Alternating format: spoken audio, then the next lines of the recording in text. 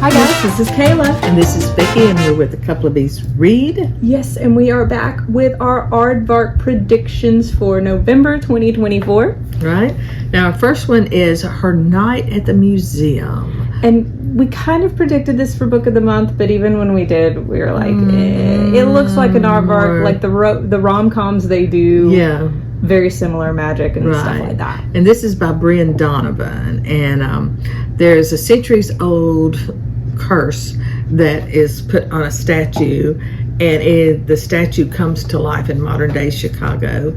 And the girl, Emily, who has been hired to restore the statue, is there. She's recently divorced, and all of a sudden you've got this literally knight in shining armor there.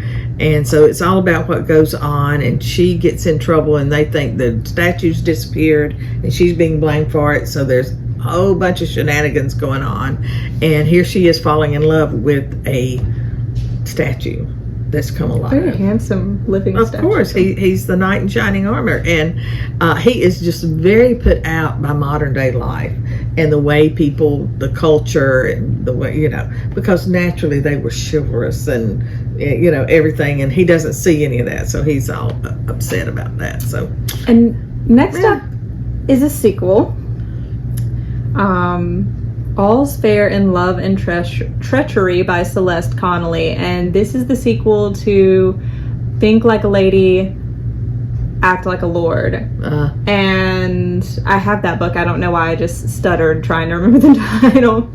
But it's another Bridgerton meets Agatha Christie in this dazzling next installment in a captivating Regency-era mystery series with a feminist spin. So since it's the sequel to one of the books they carried, I hope that they would have the next one, but they haven't always been consistent about that. I know Terry Pilato's novels have been carried by them consistently. Right.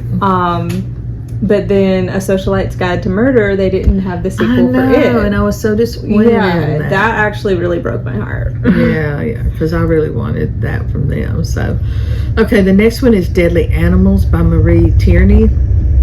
And this is about a young girl who's not a normal teenager. She has this fascination about determining how long it takes a body to decompose, and she uses roadkill to do it. And all of a sudden she goes out at night, and this is where she finds her experiments and puts them in a little area that she's got going on that she keeps track of, and she comes upon one of her classmates that's been murdered. And so she calls the police because she's afraid they'll find like her little laboratory, so to speak. And that's just not something that normal teenage girls do. And she's running behind or alongside of the police in the investigation, trying to prove who is killing her classmates. So undoubtedly there's more than one that's happening, and she's afraid she's going to be next. So she's kind of running interference there. Now I will say, I know in the other one we had The Pony Confidential, and I just thought that was just plumb silly. And then but I put this on this list because and then I really liked it. Yeah, I know. It's Toto from The Wizard of Oz. Yes, and it is The Wizard of Oz told from the perspective of Toto by A.J. Hackwith. Sorry, I did. Yeah. And Toto just sounds so sassy. Oh, he does, doesn't he? I mean, he's talking about, and I just love the way it says, he says, but if it's a choice between Oz with the creepy little singing dudes and then being behind the bars at the old gray Kansas, I'm choosing the place where the animals actually talk and run things. So he likes the Oz. And then he's talking about this kid that he's stuck with, I mean, I guess that's Dorothy. And it says he's trying to warn her about all these things, and there's a fight over these slippers, he says, that don't even taste good, And I'm like, okay, well, you shouldn't be chewing on the slippers anyway, He's just like, well, teenagers, And then she's falling in with the wrong crowd, and he says she befriends this freaking head edge wizard that's made out of straw, and then the blue jay with the revolutionary aspirations, and then a walking tin can. What is wrong with this girl, you know? He said, but he sticks around because could be a coup in the forest kingdom, and he's all for that. So it just sounds funny. And I love the last line in the description. And trust me, little dogs can get away with anything. Yeah, because he does. Like, Toto is the best character, like in the books, not talking the movie. They're lovely characters. Judy Garland is awesome, but in the book, Dorothy is kind of annoying. Like, she just kind of whines the whole time. She doesn't sing really well. You know, she doesn't have the positive traits that Judy Garland brings to the table. Right. So I would love to see it from Toto's perspective. And I think it'd make a cute movie too. Yes. Also, I hope that he like calls her out for whining like she does in the books. Okay, pickleballers. I do not play pickleball, but I have some very good friends that play pickleball. And so when I saw this, I thought, I'm going to have to tell my friends about this. It says Meg Bloomberg is in a pickle. Her ex turns out to be a total player, and she and her bestie take off to kind of get away from things and to Bainbridge Island. I can't get that out. As a way to kind of get over things and heal and do the, you know, just let life go by. And then all of a sudden she comes upon this man, Ethan Fine, and she doesn't want another relationship, she thinks. And then he's very charismatic. And then it turns out that she's kind of getting involved with him, and then he kind of betrays her, and he's like, oh, no. And it's all around pickleball. I think that's funny. Did we say the author is not. Elena Long. So I'll let my friend read this one for us, since she's a pickleballer. So next, We Shall Be Monsters by Alyssa Wees. And this is one I kind of interesting. Added at the last minute because I stumbled across it. Cover is beautiful. Looks very much like an Aardvark cover. A girl marked for death ventures into the wooded realm of the fairies to rescue her mother in this dark, lyrical fantasy about vengeful witches, beastly fathers, and stories mothers tell to keep their daughters safe from the author of Nocturne. Whoa, that I feel like that's enough. I feel like that's all I have to share. I think so, definitely. I mean, it sounded that might be the one I get, and if they have Toto, I'm getting it too. So we'll get both. But that's one, whether they take it or not, I'm probably, anytime it says lyrical, I'm probably gonna pick it up. That's right. Because I love lyrical prose. Yes. I do not write lyrical prose, so I like to read it and dream about it and wish I could do that. Well, The Estate is one that we also kind of predicted for Book of the Month, but it also has Aardvark vibes too, you know. And this is where a historian, Camille Ray, she has this special power where she can go into a work of art and take other people with her.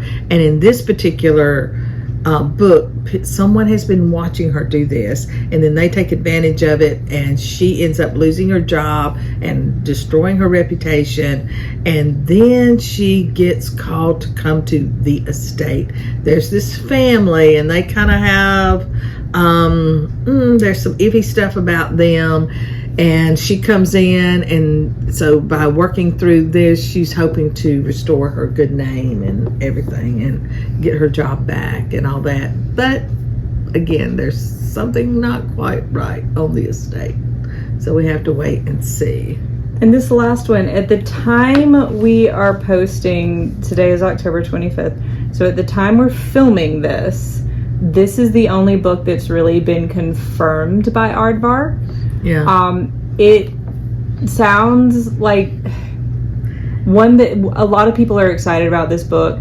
I would be scared out of my wits reading this book, but here it is. American Rapture by C.J. Leede. She is the author of Maeve Fly. It's a new apocalyptic novel, American Gods meets The Last of Us.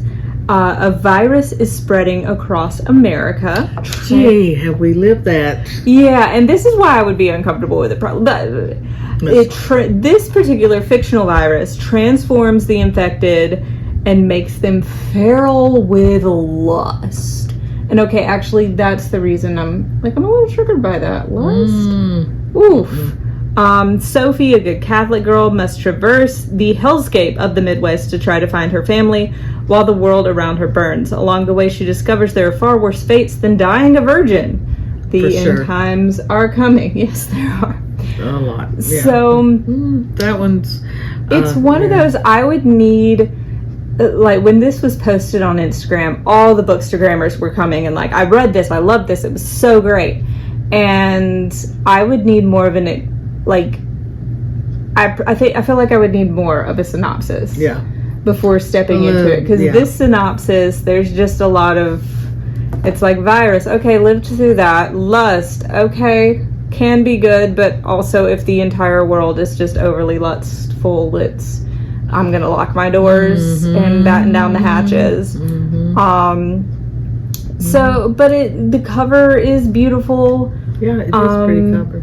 It's, like I said, a lot of people are excited about this, so I'm begging you, if you have read this, if you've gotten the art, we'd like to know what you think. Give us some please info. tell us about it in the comments, because this is literally all I could find on it. And when I saw all my fellow Bookstagrammers being like, it's so great, and then I read this, I was like, okay, I'm missing something. Yeah, tell us. And it could just be that, everyone has the certain things that they're don't like. Yep. And it's different for everyone. So it could just be, it's not the novel for me. It might be the novel for you. Like just I said, let us know what you think about it if you've read it. We would appreciate that. Do you have any suggestions for picks? We would like to know. Absolutely. We love our Aardvark. Especially because we're filming this earlier than usual. Yeah. So they will be dropping hints next week, and we could be wrong about everything. But we're hoping this is good. Well, their hints never help me. I can never figure it out. I have a Facebook group I go to, and one of the posters, they always guess them. I don't know how they got one wrong last week, and I was like, this has never happened. Well, I'm not good at that. I've never even gotten one right. So no, I've never gotten any right. Yeah. So I'm not good at that, guessing. All right, guys. To my Facebook friends. Yeah. All right, guys. Thank you, and let us know what you think. Bye.